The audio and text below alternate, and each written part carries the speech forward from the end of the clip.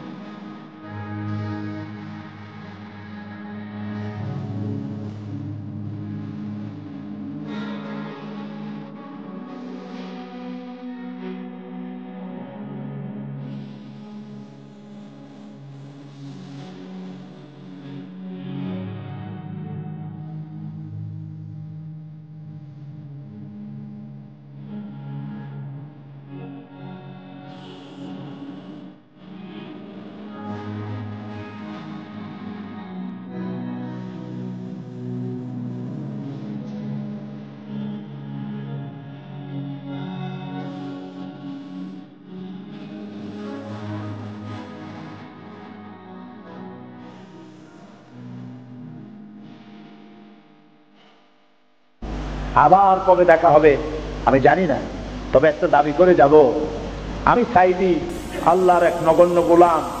যেদিন আপনাদের কাছে খবর হবে সাইদি পৃথিবী থেকে বিদায় হয়েছে, আমি আপনাদের কাছে শুধু দোয়া চাইব, আপনারা প্রাণ ভরে আমার জন্য দোয়া করবেন।